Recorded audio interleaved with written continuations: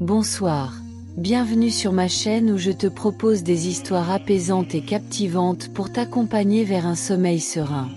Si tu apprécies ce moment de détente, n'hésite pas à t'abonner et à liker cette vidéo. Ça soutient mon travail et m'aide à te proposer encore plus de récits fascinants. Alors, installe-toi confortablement, ferme les yeux si tu le souhaites, et laisse-toi emporter par l'histoire de ce soir. Il existe, quelque part entre la ville et la campagne, une route que personne ne peut vraiment nommer. Elle serpente à travers des champs abandonnés, longe des haies sauvages et traverse des bois si anciens que même les arbres semblent avoir oublié leur propre âge. C'est une route que l'on emprunte par hasard, jamais par choix. Une route que l'on découvre au détour d'un mauvais virage, d'une erreur de navigation, d'un moment d'inattention. Et c'est précisément sur cette route, à l'endroit où l'asphalte se fissure et où les lignes blanches s'effacent dans l'obscurité, que se dresse parfois une maison.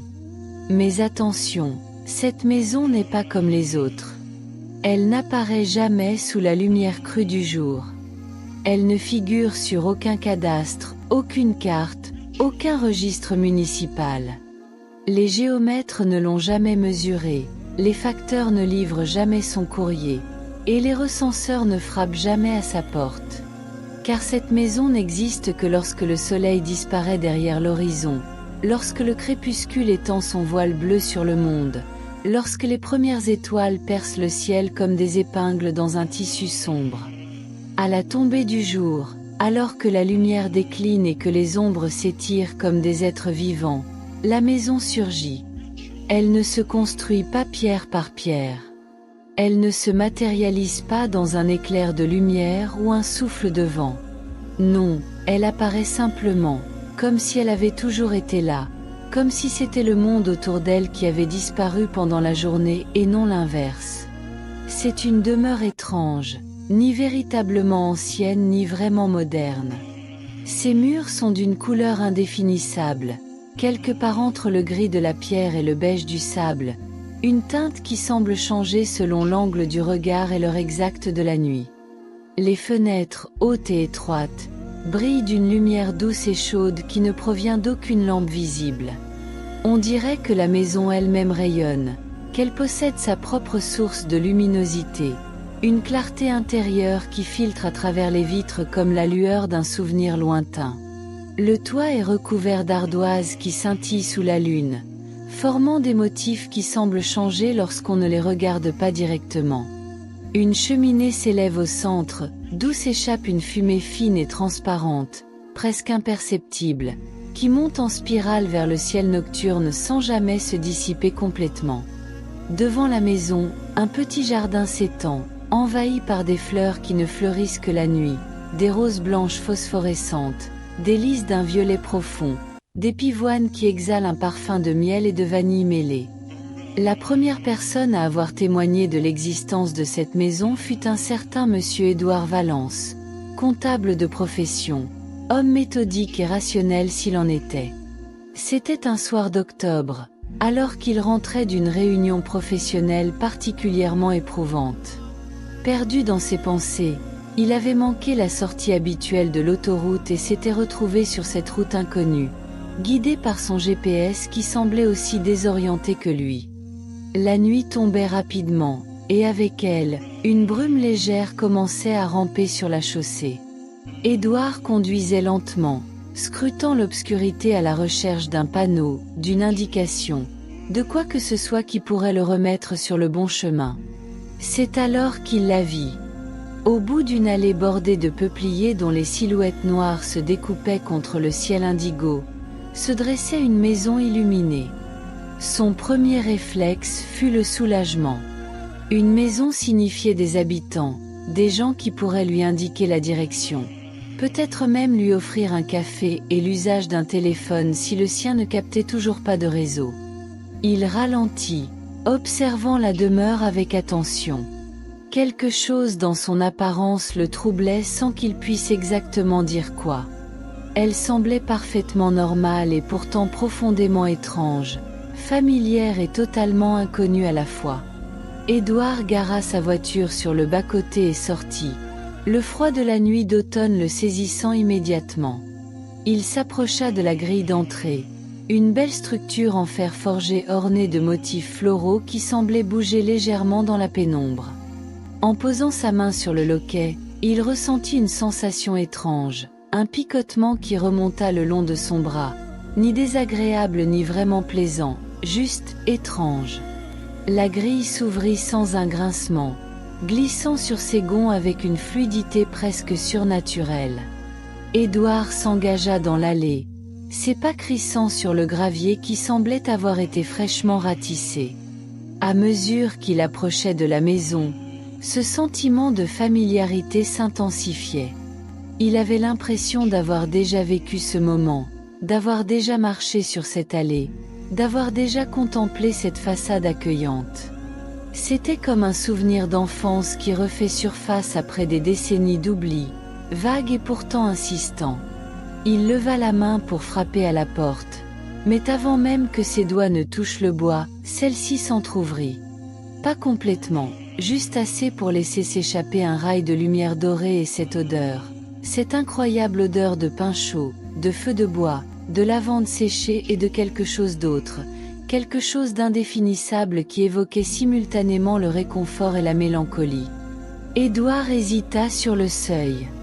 Son esprit rationnel lui criait de partir, de retourner à sa voiture, de continuer sa route.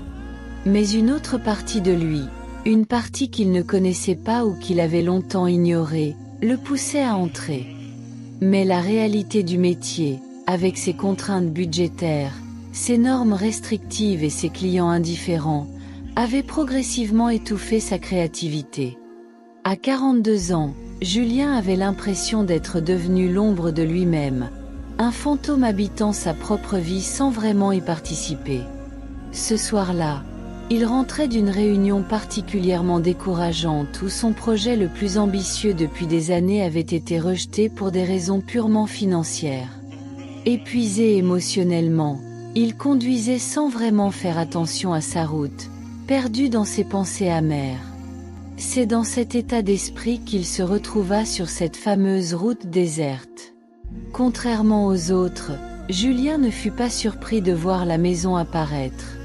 C'était comme s'il l'attendait, comme s'il savait qu'elle serait là. Il gara sa voiture calmement, méthodiquement, et s'approcha de la grille avec la démarche assurée de quelqu'un qui rentre chez lui après une longue absence. La maison était, pour lui, l'incarnation parfaite de tout ce qu'il avait toujours voulu créer. Les proportions étaient harmonieuses sans être symétriques, créant un équilibre dynamique qui donnait vie à la structure. Les matériaux semblaient à la fois anciens et contemporains, comme si la maison existait en dehors du temps. L'éclairage était parfait, ni trop faible ni trop intense, créant des zones d'ombre et de lumière qui invitaient à l'exploration. En tant qu'architecte, Julien savait qu'un tel bâtiment était techniquement impossible. Les angles ne suivaient pas les règles de la géométrie euclidienne. Les fenêtres étaient positionnées de manière à capter une lumière qui n'existait pas, et la structure entière semblait défier les lois de la physique. Et pourtant, elle était là, solide, réelle, indéniable. Il entra dans le jardin et s'approcha de la porte. Contrairement à Camille, il n'hésita pas. Il ne ressentait aucune peur, aucune appréhension. Au contraire, il éprouvait une paix profonde, un sentiment de complétude qu'il n'avait pas ressenti depuis des décennies. C'était comme si toute sa vie l'avait mené à ce moment précis, à cet endroit exact. La porte s'ouvrit complètement à son approche, révélant un intérieur baigné de cette lumière dorée et chaude. Julien vit un hall d'entrée au sol recouvert d'un parquet ancien qui brillait comme du miel. Sur les murs, des cadres contenaient des dessins et des plans, certains qu'il reconnut comme étant ses propres esquisses d'étudiant, d'autres qu'il n'avait jamais vus mais qui lui semblaient intimement familiers. Un escalier en colimaçon montait vers l'étage supérieur, chaque marche semblant flotter dans l'air sans support visible. À gauche, une porte entr'ouverte laissait voir ce qui ressemblait à une bibliothèque immense, aux étagères montant jusqu'à un plafond qu'on ne pouvait distinguer dans la pénombre. À droite, un couloir s'enfonçait vers ce qui semblait être une série de pièces interconnectées, chacune visible à travers des portes vitrées qui ne reflétaient aucune image. Julien franchit le seuil. Immédiatement, il fut enveloppé par une sensation de bien-être absolu. L'air à l'intérieur avait une qualité différente, plus dense, plus riche, chargé de parfums subtils et de murmures inaudibles. Il avança lentement, ses pas résonnant sur le parquet dans un rythme qui semblait orchestré par une mélodie invisible. Il entendit des voix, nombreuses et diverses, qui conversaient dans des pièces qu'il ne voyait pas encore. Des rires d'enfants, des discussions animées, le tintement de verres qui s'entrechoquent. Mais lorsqu'il entra dans la bibliothèque, celle-ci était vide. Pas d'êtres humains en tout cas. Pourtant, l'impression de présence était écrasante, comme si des centaines de personnes invisibles l'observaient, l'attendaient, le jugeaient. Les livres sur les étagères n'avaient pas de titre lisible. Les couvertures étaient ornées de symboles et de motifs qui changeaient lorsqu'il les regardait directement. Julien tendit la main vers l'un d'eux et, au moment où ses doigts touchèrent le cuir ancien, une cascade de souvenirs qui n'étaient pas les siens déferla dans son esprit. Il vit des vies entières se dérouler en quelques secondes.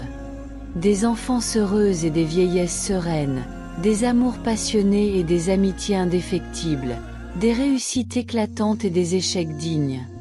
Chaque livre, réalisait-il avec émerveillement et terreur, contenait une vie. Pas une histoire inventée, mais une existence réelle, vécue, complète, avec tous ses moments de joie et de douleur, de trivialité et de grandeur. Il retira vivement sa main, le cœur battant. Combien de vies reposaient dans cette bibliothèque? Des milliers? Des millions? Et pourquoi était-elle là, préservée dans ces volumes silencieux? La réponse lui vint sans qu'il ait besoin de la chercher, comme une connaissance innée qu'il avait toujours possédée mais jamais reconnue. Cette maison était un refuge pour les vies inachevées, pour les rêves abandonnés, pour les versions de nous-mêmes que nous aurions pu devenir si nous avions fait des choix différents. Chaque personne qui voyait la maison y reconnaissait quelque chose parce qu'elle contenait leur potentiel non réalisé, leurs espoirs oubliés, leurs talents négligés. Julien quitta la bibliothèque et explora d'autres pièces. Il trouva un atelier d'artiste rempli de toiles inachevées représentant des paysages qu'il reconnaissait sans les avoir jamais vus. Une cuisine où mijotaient des plats dont il pouvait sentir l'arôme mais qui n'existaient dans aucune marmite visible. Un salon de musique où un piano jouait une mélodie mélancolique bien que personne ne soit assis devant le clavier. À chaque pièce, Julien découvrait une facette de lui-même qu'il avait perdue en cours de route. L'artiste qu'il aurait pu être s'il n'avait pas choisi l'architecture. Le musicien qu'il avait abandonné après l'université. Le voyageur qu'il avait cessé d'être en se mariant et en s'installant dans une routine confortable mais étouffante. À l'instant où ces mots quittèrent ses lèvres, tout changea. Les fenêtres s'obscurcirent, les visions s'estompèrent, et Julien se retrouva debout dans le bureau vide, seul avec son choix. Il descendit l'escalier lentement, traversa le hall d'entrée et sortit dans le jardin nocturne. La maison brillait toujours derrière lui, mais sa lumière semblait plus douce maintenant, moins insistante. Comme s'il avait passé un test qu'il n'avait jamais su qu'il devait passer. Julien retourna à sa voiture et démarra. Dans son rétroviseur, il vit la maison une dernière fois, se découpant contre le ciel étoilé. Et même alors qu'il s'éloignait, même alors que la distance grandissait entre lui et cet endroit impossible, il savait qu'il pourrait la retrouver s'il le voulait vraiment. L'invitation resterait ouverte, indéfiniment. Mais il savait aussi qu'il ne reviendrait jamais. Le matin suivant, Julien se réveilla dans son lit, Marie dormant paisiblement à ses côtés. Pendant un instant, il douta. Avait-il vraiment vécu cette expérience ou n'était-ce qu'un rêve particulièrement vivace? Mais lorsqu'il descendit prendre son petit déjeuner et qu'il vit ses enfants se chamailler joyeusement autour de la table, il sut que c'était réel. Car quelque chose en lui avait changé, définitivement. Il retourna à son travail avec une perspective nouvelle. Les contraintes qui le frustraient auparavant devinrent des défis créatifs. Les compromis qu'il devait faire cessèrent d'être des défaites pour devenir des exercices d'ingéniosité. Il n'abandonna pas ses rêves de créer quelque chose de significatif, mais il apprit à les poursuivre dans les limites de sa réalité au lieu de les reléguer dans le royaume inaccessible du aurait pu être. Pendant ce temps, la maison continuait d'apparaître chaque nuit au bout de cette route déserte. D'autres la découvraient, d'autres ressentaient son appel, d'autres se tenaient devant sa porte, partagés entre la tentation et la prudence. Certains partaient, comme Julien l'avait fait, enrichis par l'expérience mais attachés à leur vie réelle. D'autres hésitaient encore, revenant nuit après nuit, s'approchant de plus en plus près mais jamais tout à fait assez pour franchir le seuil. Et puis, un soir de décembre, alors que la première neige de l'hiver commençait à tomber, quelqu'un entra et ne revint jamais. Son nom était Marguerite Aubin, et elle avait 83 ans. Veuve depuis 15 ans, elle vivait seule dans un petit appartement en ville, ses enfants et petits-enfants trop occupés pour lui rendre visite régulièrement. Sa vie était devenue une succession de jours identiques, remplis par des activités qui n'avaient plus vraiment de sens pour elle. Elle existait plus qu'elle ne vivait, attendant sans vraiment savoir quoi. Lorsqu'elle découvrit la maison, elle n'éprouva aucune peur ni aucune hésitation. Au contraire, elle ressentit une joie immense, le genre de joie qu'elle n'avait plus ressentie depuis son enfance. La maison lui apparut exactement comme la demeure de sa grand-mère, où elle avait passé les étés les plus heureux de sa jeunesse, une maison détruite depuis longtemps pour faire place à un centre commercial. Marguerite entra sans se retourner, un sourire paisible aux lèvres. À l'intérieur, elle trouva non pas des vies alternatives mais des souvenirs rendus tangibles. Son grand-père fumant sa pipe dans le jardin. Sa grand-mère préparant des confitures dans la cuisine. Elle-même, jeune fille de 15 ans, courant pieds nus dans l'herbe fraîche. Elle s'installa dans ce monde de souvenirs vivants et ne ressentit plus jamais le besoin de partir. Le lendemain matin, sa disparition fut signalée par son voisin qui s'inquiétait de ne pas l'avoir vue à l'heure habituelle. Les recherches furent lancées, mais on ne trouva aucune trace d'elle. Sa voiture fut découverte sur le bord de cette route mystérieuse, les clés encore sur le contact, mais Marguerite elle-même semblait s'être évaporée. Les autorités conclurent finalement qu'elle avait dû s'égarer dans les bois environnants, peut-être victime d'un moment de confusion lié à son âge. L'affaire fut classée, bien que jamais vraiment élucidée. Mais ceux qui connaissaient l'existence de la maison comprirent ce qui s'était passé.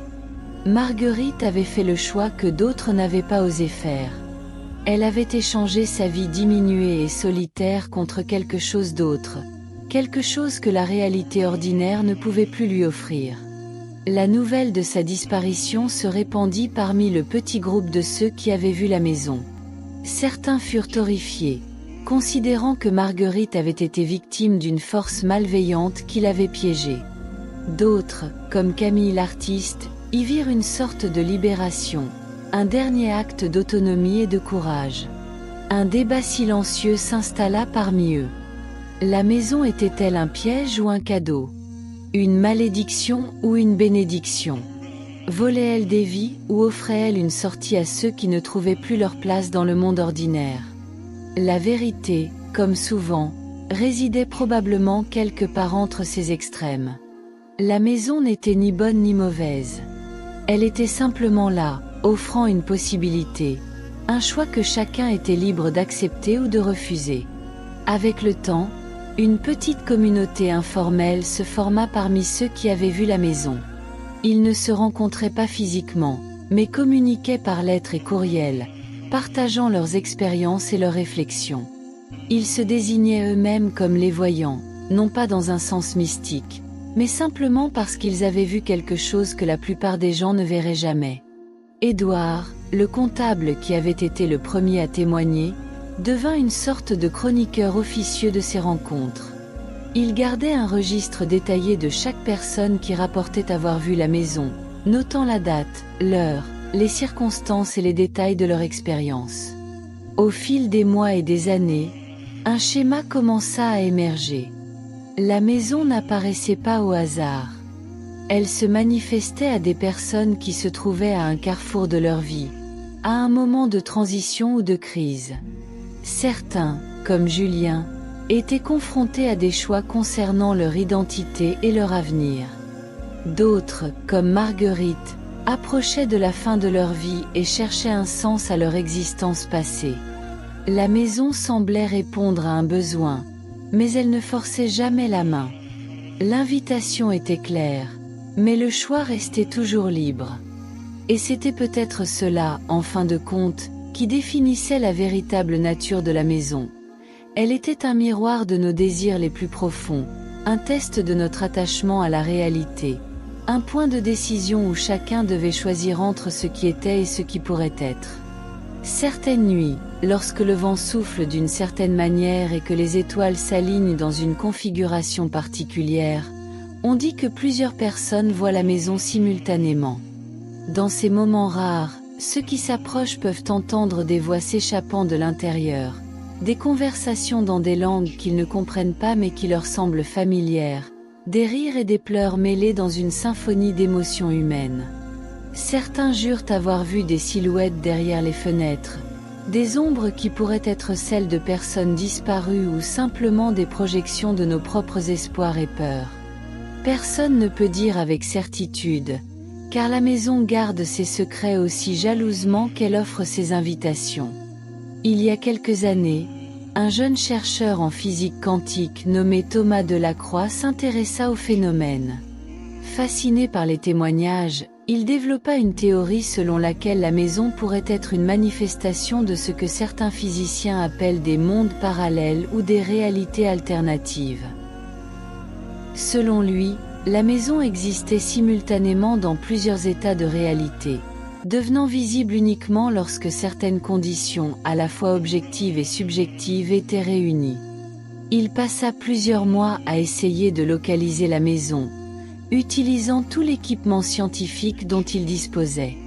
Il mesura des anomalies magnétiques, des fluctuations dans le tissu de l'espace-temps, des variations dans les champs quantiques. Et effectivement, il détecta quelque chose. Une zone le long de cette route déserte où toutes ces mesures devenaient erratiques, où les instruments semblaient enregistrer des données qui n'avaient aucun sens selon les lois de la physique connue. Mais lorsqu'il vit enfin la maison apparaître devant lui, toutes ces théories scientifiques s'effondrèrent. Car ce qu'il ressentit en la voyant n'avait rien à voir avec la physique ou les mathématiques. C'était quelque chose de profondément personnel, d'intimement humain, qui défiait toute explication rationnelle. Thomas ne partagea jamais publiquement ses découvertes. Il rangea ses instruments, détruisit ses notes de recherche et ne parla plus jamais de la maison en termes scientifiques. Lorsqu'on lui demandait ce qu'il avait trouvé, il se contentait de sourire mystérieusement et de dire « Certaines choses n'ont pas besoin d'être expliquées. Elles ont juste besoin d'être vécues. » Aujourd'hui, la maison continue d'apparaître, nuit après nuit, au même endroit qui n'est sur aucune carte. Elle attend patiemment que quelqu'un la découvre, offrant son invitation silencieuse à ceux qui sont prêts à la voir. Et qui sait, peut-être qu'un jour, en conduisant sur une route inconnue alors que la nuit tombe, tu la verras toi aussi. Cette maison qui n'existe que dans l'obscurité, qui t'appellera avec une voix que tu reconnaîtras sans l'avoir jamais entendue, qui te promettra des réponses à des questions que tu n'as jamais su poser. Que feras-tu alors? Continueras-tu ta route, emportant avec toi la connaissance qu'il existe quelque chose au-delà de l'ordinaire, un mystère que tu as choisi de laisser intact? Ou franchiras-tu le seuil, abandonnant tout ce que tu connais pour découvrir ce qui pourrait être? Il n'y a pas de bonne ou de mauvaise réponse. Il n'y a que ton choix, et les conséquences que tu es prêt à accepter. Car c'est là le secret de la maison qui n'apparaît que la nuit. Elle ne prend rien qui ne soit offert volontairement, mais elle n'offre rien sans exiger un prix. Et ce prix est toujours le même. Renoncer à ce que tu es pour devenir ce que tu aurais pu être. Certaines choses n'existent que lorsque l'on est prêt à disparaître pour les comprendre. Et la maison, dans sa sagesse silencieuse, le sait mieux que quiconque. Voilà, mon ami, l'histoire de la maison qui n'apparaît que la nuit touche à sa fin. Mais son mystère, lui, demeure. Quelque part, en ce moment même, alors que tu écoutes ces mots, la maison existe peut-être, attendant patiemment son prochain visiteur. Si cette histoire t'a plu, si elle t'a fait réfléchir ou rêver, n'oublie pas de liker cette vidéo et de t'abonner à ma chaîne. Chaque like, chaque abonnement m'encourage à continuer à explorer ces territoires étranges où la réalité et l'imaginaire se confondent, où les mystères quotidiens révèlent des vérités profondes sur notre existence. Partage cette histoire avec quelqu'un qui, comme toi, apprécie les récits qui font réfléchir, qui interrogent notre rapport au réel et à nos choix de vie. Et surtout, prends soin de toi. La vie que tu vis, aussi imparfaite soit-elle, est précieuse précisément parce qu'elle est la tienne. Je te retrouve très bientôt pour une nouvelle histoire, un nouveau mystère à explorer ensemble. D'ici là, que tes rêves soient paisibles et tes nuits sereines. Bonne nuit, et fais de beaux rêves.